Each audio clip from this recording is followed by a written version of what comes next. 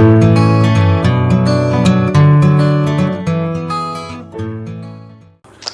आप बताएं पहले अपने बारे में कि आपने ग्रेजुएशन कहाँ से किया, क्या विषय लिया आप? सर, मैंने ग्रेजुएशन नालंदा मुक्त विश्वविद्यालय पटना से किया। सर, मैंने इतिहास विषय से किया है सर। और फिर आपने इसमें क्या विषय लिए हैं, बीपीएससी में क्या विषय रखा आपने? सर, श्रम एवं समाज कल्याण सर। तो ऐसा क्यों किया आपने? तो बहुत लंबा समय हिस्ट्री में दिया, और हिस्ट्री में करने के बाद आप फिर हिस्ट्री भी अच्छा विषय था, इतिहास भी बहुत बच्चे लेते हैं, फिर आपने एलएसडब्ल्यू का चयन क्यों किया? सर, एलएसडब्ल्यू चयन करने के सर कुछ कारण दो तीन रहे। सर, पहला तो ये कि सर समाज श्रम एवं समाज कल्याण विषय में मैंने जब पढ़ा तो थोड़ा जब इनका परिचय मिला तो मुझे ये लगा कि सेवा में जाने के बाद जिन वर्गों के लिए विशेषता हमें काम करना है तो उनसे संबंधित समस्याओं तथा अन्य जानकारियों की एक आधारभूत मतलब रूपरेखा हमें जानकारी मिल जाती है सर। दूसरा सर कि ग्रेजुएशन में जो सब्सिडरी विषय थे उसमें सर मेरा समाज कार्य और समाज शास्त्र भी था सर।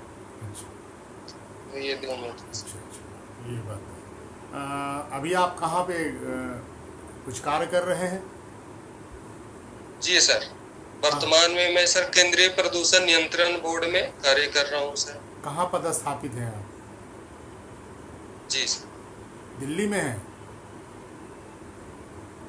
जी सर, दिल्ली में है सर। अच्छा अच्छा अच्छा अच्छा। जब एक पॉल्यूशन वाले में काम कर रहे हैं आप, तो PM 2.5 और PM 10 ये क्या होता है? सर, PM 2.5 और PM 10 सर छोटे छोटे कण होते हैं हवा में। इसे बोलते हैं पार्टिकुलेट मैटर बोलते हैं सर। ये 2.5 माइक्रोन के कण होते हैं और PM 10 होते हैं वो 10 माइक्रोन के कण होते हैं, जो कि हमारे जब हम लेते हैं तो वो फिल्टर नहीं हो पाता है और वो हमारे शरीर में प्रवेश कर जाता है। तो सर इससे कई तरह की बीमारियां होने की संभावना होती है, विशेषकर फेफड़ों की और कैंसर से संबंधित संभावनाएं बढ़ जाती है। ये हम लोग जो विभिन्न शहरों का जो है इंडेक्स बनाते हैं, कौन सा इंडेक्स बोलते हैं इसको? सर, एयर क्वालिटी इंडेक्स बोलते हैं। AQI index. गुड। अब ये बताइए कि ये AQI है वो दिल्ली में उसका स्तर क्या है, और पटना का स्तर जानते हैं? सर, पटना का स्तर जहाँ तक मैंने औसतन देखा है दिल्ली से सामान्य परिस्थितियों में भी ज्यादा ही रहता है। कितना है, कुछ बता सकते हैं? एवरेज कितना रहता है? एवरेज का सर एग्जैक्ट तो नहीं है मुझे ध्यान। अच्छा, लेकिन थोड़ा बहुत मुझे अच्छे एयर क्वालिटी की क्या पहचान है कि उसका इंडेक्स में कितना होना चाहिए? सर, उसका 0 से 50 होना चाहिए सर, सबसे अच्छा। अच्छा, ये लॉकडाउन के पीरियड में ये AQI का स्तर हर जगह सामान्य हो गया, ठीक है? जी सर। तो क्या ऐसा कुछ हम लोग की जीवन पद्धति में ऐसा हो सकता है, या हम लोग ऐसा कर सकते हैं? आपको लगता है कि इस विकसित अर्थव्यवस्था की ओर हम लोग अग्रसर हैं, और उसके बावजूद हम लोग जो है इस स्तर पर, तो चूँकि ये बट नेचुरल है कि रिवर्स चीज़ें हैं कि जब विकसित अर्थव्यवस्था में जाएंगे तो ऐसा होगा, तो क्या हम इस दोनों को बैलेंस के रूप में कैसे लेके चल सकते हैं? कोई विज़न प्लान है आपके पास? बिहार सरकार में आप पदस्थापित हो तो अपनी बातें दे सकें। सर, एयर क्वालिटी इंडेक्स में आप सही कह रहे हैं, अभी लॉकडाउन पीरियड में काफी सुधार देखा गया पूरे भारत में, बल्कि विश्व में भी जहाँ पे लगा। तो सर इसके लिए हम भविष्य में कर सकते हैं कि जो मुख्य समस्या है सर वो सड़कों की धूल है। तो कहीं ना कहीं सर जो हम सड़क जो बनाते हैं उसमें भी थोड़ी बहुत कुछ दिक्कतें हैं। पहले हम सड़क के दोनों ओर कुछ झाड़ीदार वृक्षों को लगाएं, ताकि धूल कम से कम उड़े और हम सफाई रखें उसका निरंतर। दूसरा है सर, हम साइकिल लेन बनाकर प्रोत्साहन दे सकते हैं, क्योंकि शहरों में बहुत सारे जो कामकाजी वर्ग हैं वो, जैसे हम शुरुआत कर सकते हैं 3 किलोमीटर या 5 किलोमीटर के रेंज में जो साइकिल से जा सकते हैं, हम किस उनको प्रोत्साहन दें। इससे किस देश की सरकार ने ये किया है जो आप बता रहे हैं? सर एक एग्जैक्ट मुझे याद नहीं आ रहा है, शायद नॉर्वे। अच्छा अच्छा, कोई बात नहीं। अच्छा, ये बताइए कि अभी आपने कहा कि वृक्ष जो सड़क के दोनों तरफ वृक्ष लगाएं, ये परंपरा जी जो सर। है वो मध्यकाल में जी एक शासक ने भी शुरू की। आप देखें तो प्राचीन जी काल में भी ये शुरू की। तो प्राचीन काल में किसने जी शुरू की ये काम? मध्यकाल में किसने शुरू की ये काम? सर, मध्यकाल में शेरशाह सूरी शासक थे, उन्होंने क्या ग्रैंड ट्रंक रोड अभी हम कहते हैं वो बनवाया था उन्होंने, बंगाल से लाहौर तक। और मध्यकाल में सर अशोक के शासन काल में हाँ, सर ये हुआ। अच्छा ठीक है। अब मैक्सिमम जो है बाग लगाने जी का सर। श्रेय किस शासक को जाता है जिसने बहुत सॉरी सर, वृक्षारोपण करा है, बाग बनवाया? आवाज सर, हाँ सर प्रश्न ठीक से अच्छा, सर वो आवाज किस कट रही थी। किस मुगल शासक ने सबसे ज्यादा बाग लगवाए?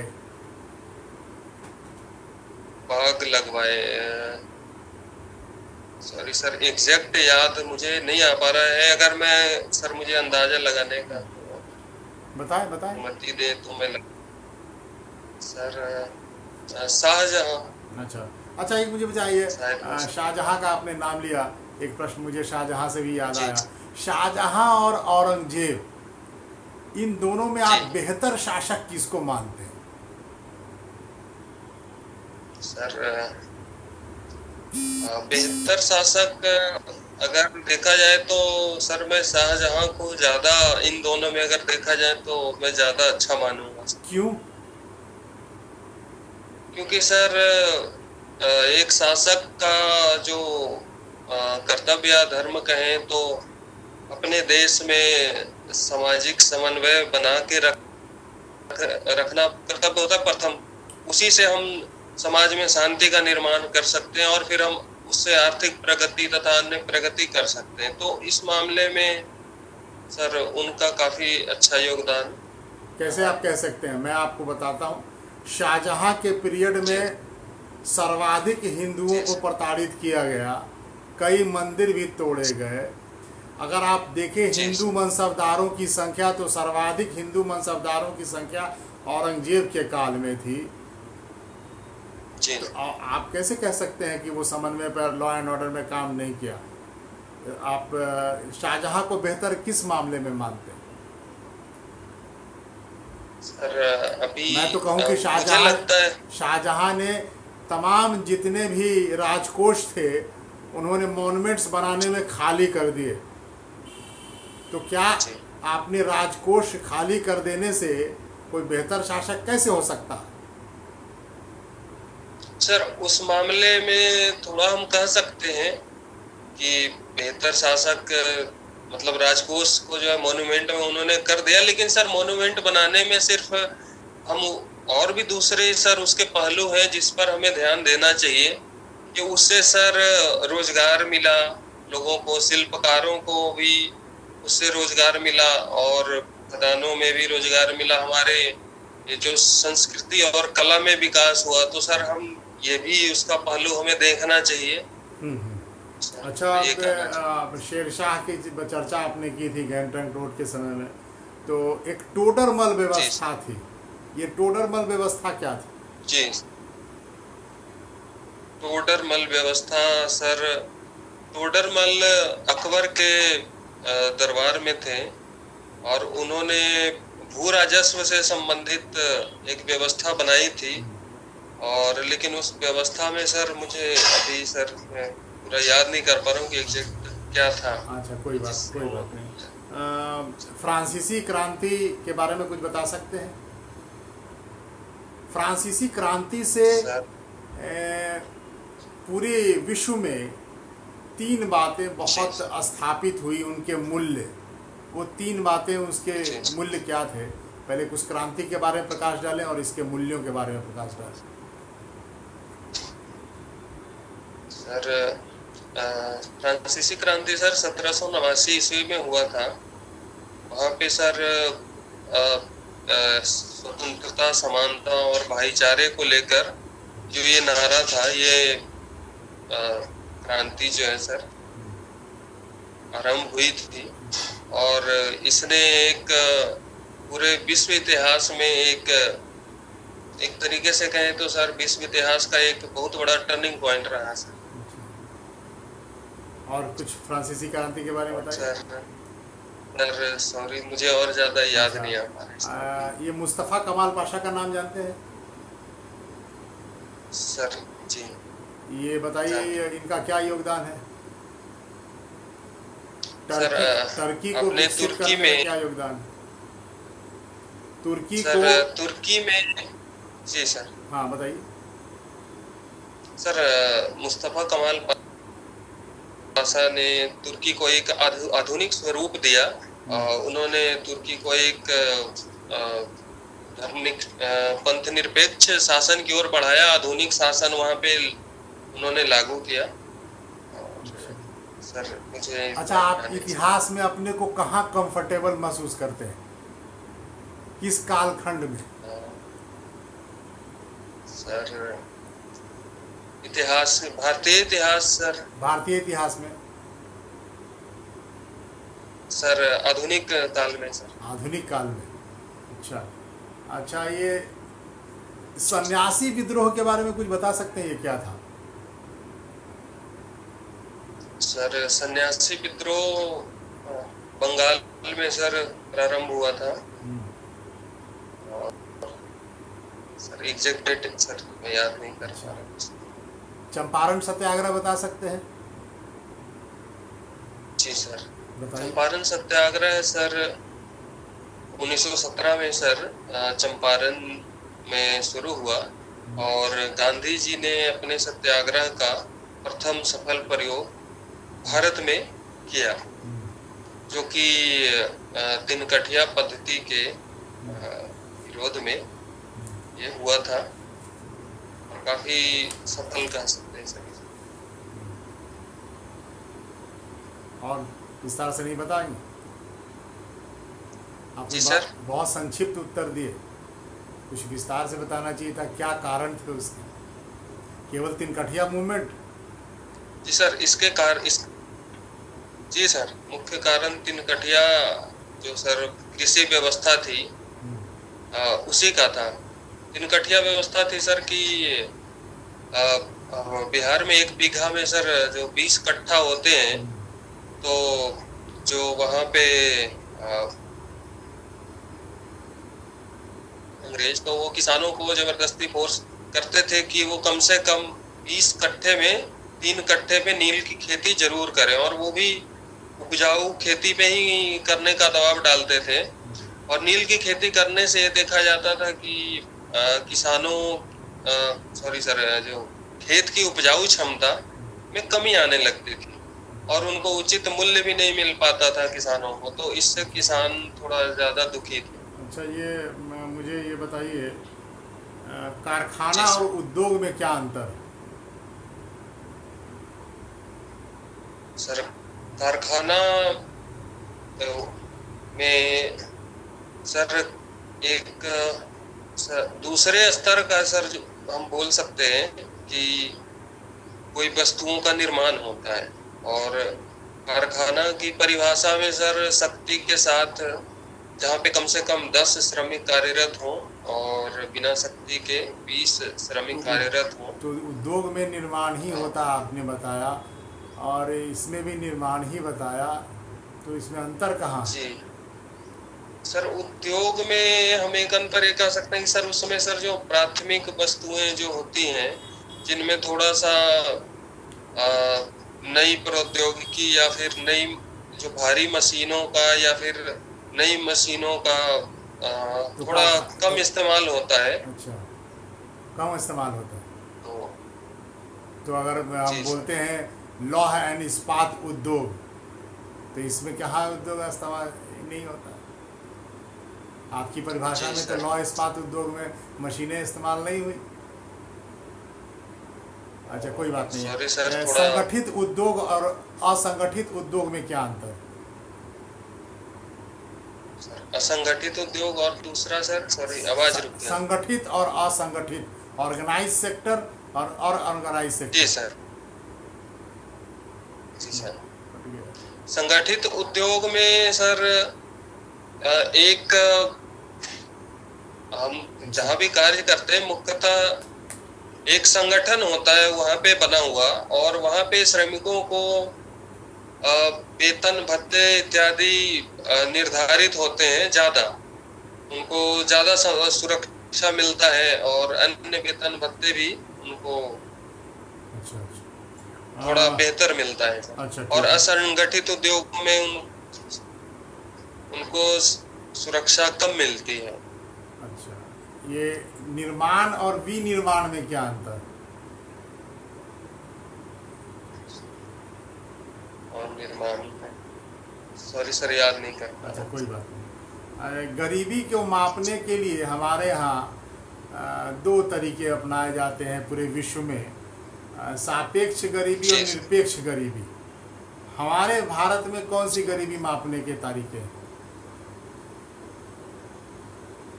सर जहाँ तक मुझे पता है अपने यहाँ एक कैलोरी आधारित था योजना आयोग द्वारा। कैलोरी और आधारित सर तो दूसरा वो एक तरीका है, लेकिन इसको कैसे करेंगे? कैलोरी भी तो एक तरह का कह सकते हैं उसको आप। तो क्या है ये, निरपेक्ष है कि सापेक्ष है? एब्सोल्यूट में कहते हैं तरीके को, और एक तरह पॉवर्टी, एब्सोल्यूट पॉवर्टी, और एक को बोलते हैं कि रिलेटिव पॉवर्टी। तो हमारे कौन सी पॉवर्टी अपनाई जाती है? सर सॉरी सर मुझे इस बारे में सर अच्छा, हेड ज़्यादा काउंट मेथड जानकारी। समझते हैं? हेड काउंट मेथड समझते हैं? Head count method sorry sir नहीं पता। मेथड। अच्छा, लॉरेंज कर्व के बारे में जानते हैं? क्या है Lorentz curve? Sir sorry sir नहीं पता, कोई बात नहीं, कोई बात नहीं। जानकारी नहीं, मैं हमारे यहाँ पढ़ूंगा। एक गरीबी जो है उससे बहुत अंतर्राष्ट्रीय स्तर पर उन्हें ख्याति प्राप्त की, नोबेल प्राइज भी मिला, अमर्त्य सेन साहब। उन्होंने गरीबी के संबंध में क्या अपनी थ्योरी दी है, बता सकते हैं? उसके बारे में पढ़ा है आपने? सॉरी सर उसके बारे में मुझे अच्छा, याद नहीं आ रहा है। अभी देखिए, अभी लॉकडाउन के पीरियड में बहुत छटनी हुई है, ठीक है? जी तो छटनी और क्लोजर, काम बंदी, ठीक है, बंद कर दिया गया। तो ये इसमें दोनों में क्या अंतर है? जी दोनों में अंतर बता सकते हैं?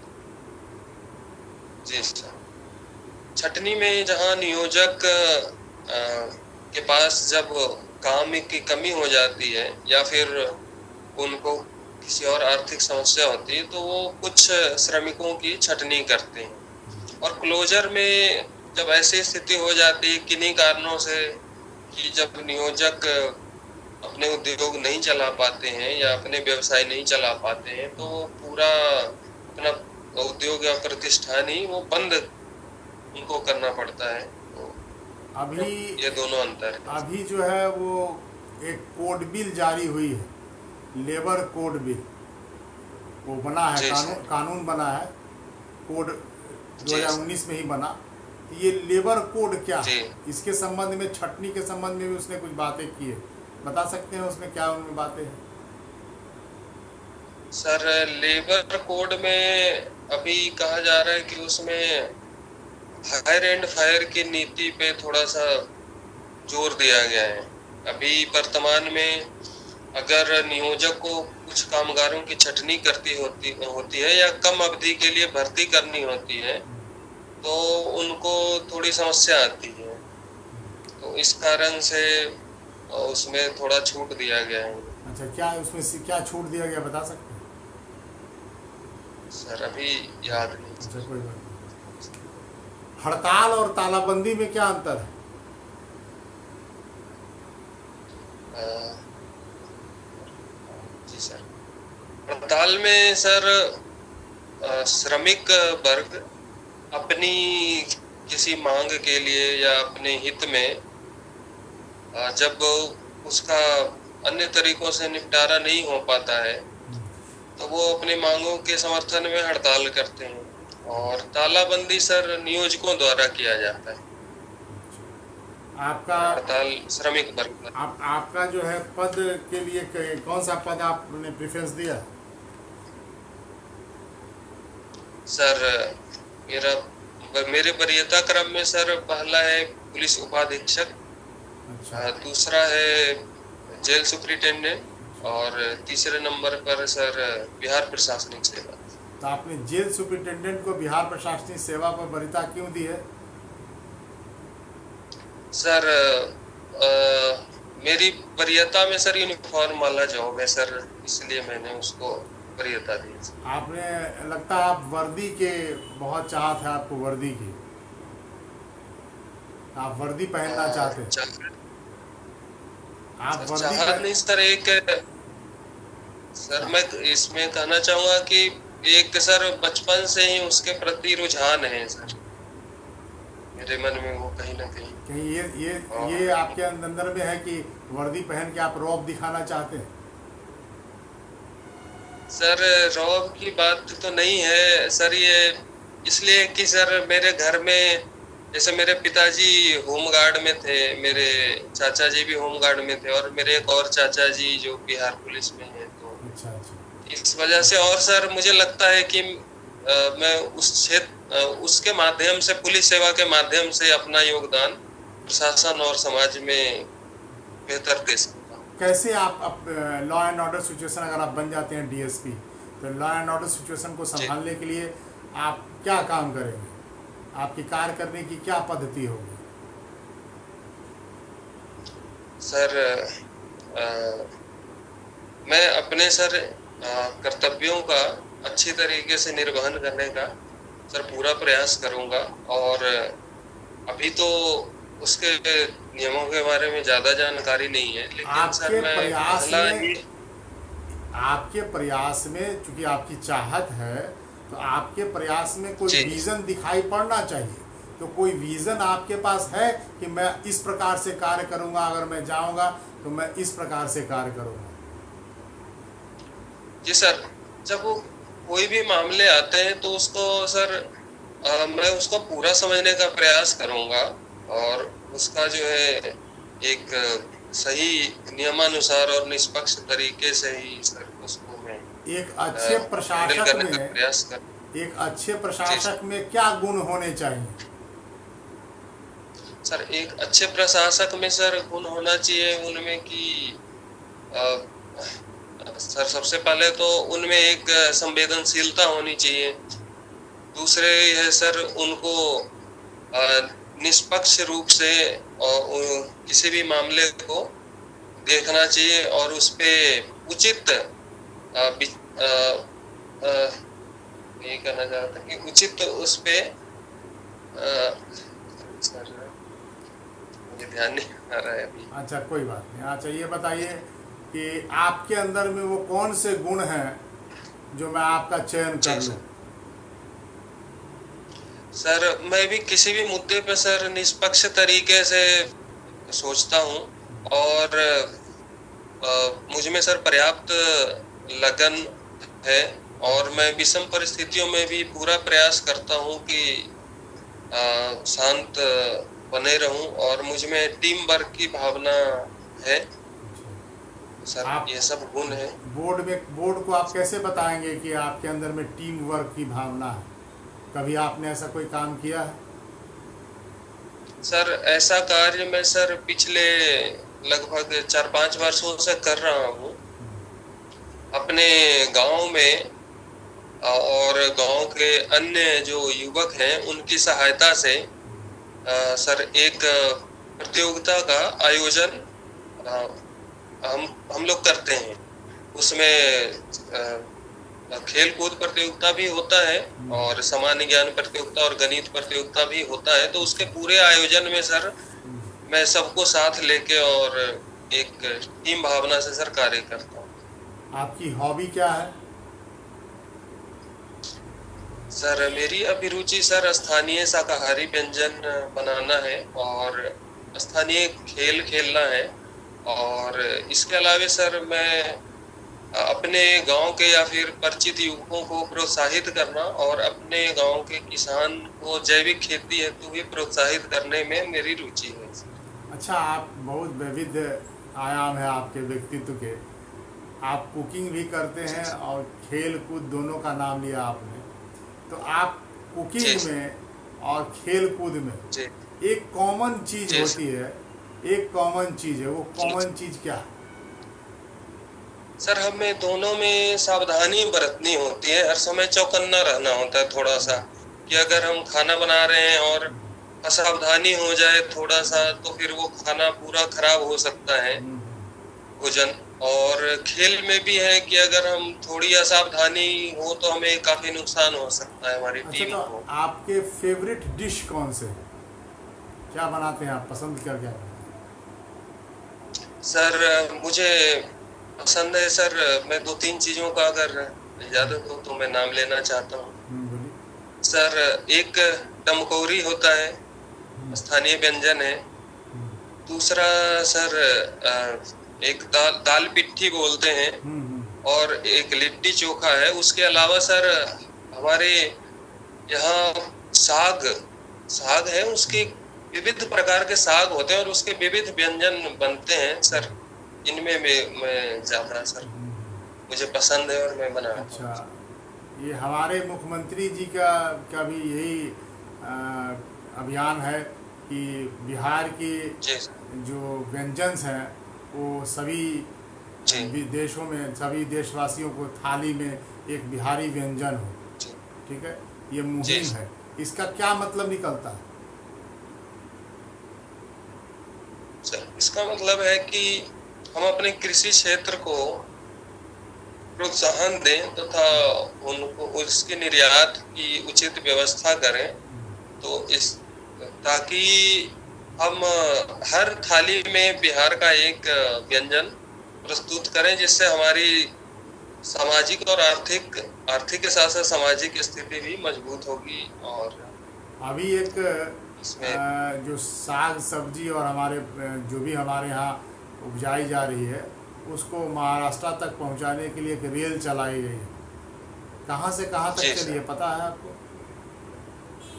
सर ये दानापुर से नासिक के पास एक जगह एग्जैक्ट मुझे याद नहीं आ रहा है सर, वो पहली किसान ट्रेन चलाई गई। अच्छा। इसमें जो है वो कौन कौन से क्लस्टर जोन हैं बिहार में जहाँ से ये चीज़ों का उत्पादन हो रहा, वो क्लस्टर जोन कौन सा बता सकते हैं आप? सर क्लस्टर जोन सर इधर नालंदा जिला में भी है और हमारे पटना जिला में भी है। नालंदा के डिस्ट्रिक्ट के आसपास किस चीज़ के क्लस्टर जोन बनाए गए? जी सर, सॉरी आवाज। नालंदा में किस क्लस्टर जोन को, किस कृषि के उत्पाद को लेकर के क्लस्टर जोन बने हैं? सर नालंदा में सर एग्जैक्ट याद नहीं सर इस बारे में। कोई बात नहीं। सर अच्छा, ये तीसरा जो कृषि रोड मैप है इसमें मेन एम्फेसिस किस चीज पर डाला गया है?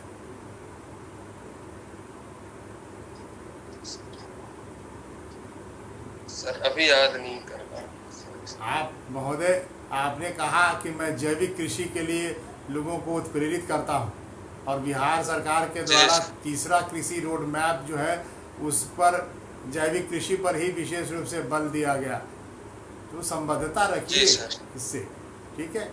और ये बताइए, आपने जो आप कह रहे हैं कि मुझे कुकिंग बहुत पसंद है, तो कुकिंग आपको प्रशासन में क्या सहयोग दे सकता है? सर जैसे हम कुकिंग में कई चीज़ों का ध्यान रखते हैं, जैसे हम खाना बनाने से पहले तैयारी करते हैं उसकी, फिर उसमें हम क्रमिकता का ध्यान रखते हैं और उसमें सब्जी में जो भी हम इंग्रेडिएंट्स डालते हैं तो हम मात्रा का भी ध्यान रखते हैं, और हम उसका ये भी ध्यान रखते हैं, हम चौकन्ना रहते हैं कि उसमें कहीं कुछ जल ना जाए। दूसरी बात है कि सर हम जब खाना बन जाता है तो हमारा परोसने का एक तरीका होता है, जिससे क्योंकि जो खाना बनाते हैं वो उनको खिलाने में खुशी मिलती है, ना कि खाने में।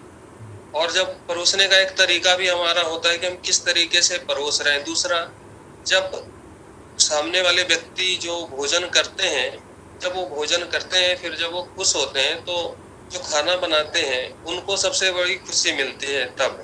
तो इसी प्रकार से हम प्रशासन में सर तैयारी का, क्रमिकता का, और हम जो सेवाएं प्रदान कर रहे हैं उसको प्रदान करने का तरीका क्या है, और जब अगर हम सही से वो डिलीवर कर पाएंगे तो उनकी खुशी से भी हमें खुशी मिलेगी। चलिए, पेपर पढ़ा है आपने? जी सर। आज का पेपर पढ़ा है? जी सर। कौन सा पेपर पढ़ते हैं? सर दैनिक जागरण राष्ट्रीय संस्करण। उसके मुख्य संपादक का नाम बता सकते हैं? श्री संजय गुप्त सर। अच्छा, आज कौन सा संपादकीय छपी है आर्टिकल? सर संपादकीय सर एग्जैक्ट चीन के बारे में था सर, थोड़ा सा मैं देख पाया था। चीन के बारे में। चीन के साथ भारत का जो प्रॉब्लम्स है वो मुख्यतः किन बिंदुओं पे? जी सर। अभी चीन के साथ सर चीन के साथ जो हमारी मुख्य समस्या है, सीमा संबंधी समस्या है सर। दूसरा सर, जो आर्थिक जो आयात निर्यात का जो असंतुलन है सर, तो ये टेंशन जो क्रिएट हुआ हो तो रिजल्टेंट है कि मैंने कार्रवाई की। टेंशन जो क्रिएट हो वो अभी किस बिंदु पे है, कौन से क्षेत्र में है? सर अभी लद्दाख क्षेत्र में सर, मुख्यतः सर। तो वो लद्दाख का कौन सा क्षेत्र है जहाँ पे वो उनकी गतिविधियाँ जो है वो टेंशन का कारण बनी हुई है? सर अभी गलबन वैली है और पैंगोंग त्सो लेक है। पैंगोंग लेक। जी। पैंगोंग लेक पर भारत का कौन सा कहाँ तक दावेदारी है और चीन की कौन सी दावेदारी है, और किस क्षेत्र को लेकर ज़्यादा टेंशन है? सर एग्जैक्ट क्षेत्र सर मुझे याद है। भारत और नेपाल के बीच में भी अभी विवाद उत्पन्न हुए, तो वो कौन सा क्षेत्र लेकर के उत्पन्न हुआ?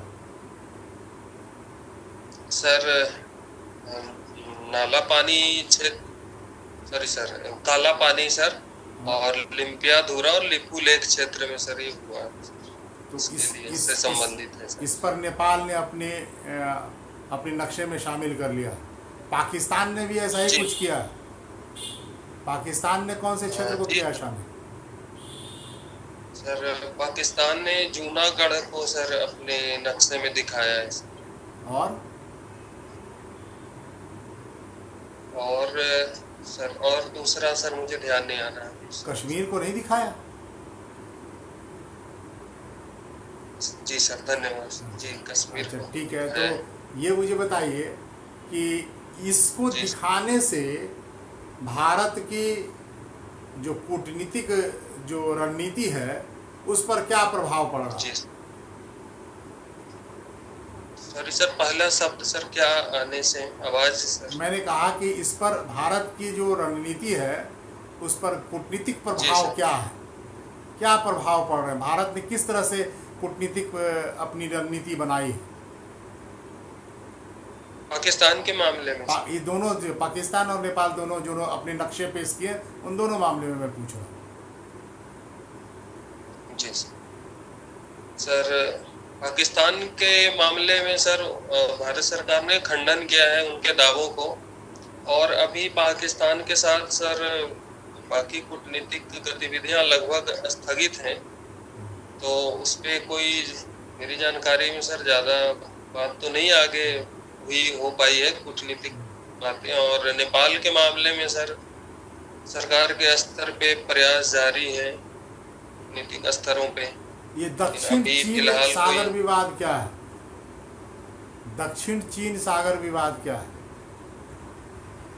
जी सर, दक्षिण चीन सागर में चीन जो है सर, दूसरों के जैसे इंडोनेशिया है, वियतनाम है, ब्रुनेई है, इनके जल क्षेत्र में भी अपना दावा करता रहा है और कर रहा है। तो इसलिए सर वो विवाद हो रहा है। वहाँ पे कुछ जो निर्जन द्वीप हैं, तो उन पे भी कई देश अधिकार अपने बताते हैं, और इसलिए सर वहाँ पे इसको लेकर के तनाव की स्थिति तो है। इसको लेकर के अमेरिका और चीन के बीच में क्या क्या प्रॉब्लम है? सर दक्षिणी चीन सागर से ये एक अंतर्राष्ट्रीय व्यापार के मामले में बहुत ही महत्वपूर्ण मार्ग है, समुद्री मार्ग है सर। विश्व का लगभग 1/3 सर, जहाँ तक मुझे ध्यान है कि मालवाहक जहाज गुजरते हैं। तो इस कारण से सर वहाँ पे दोनों के बीच मुख्य तनाव है सर।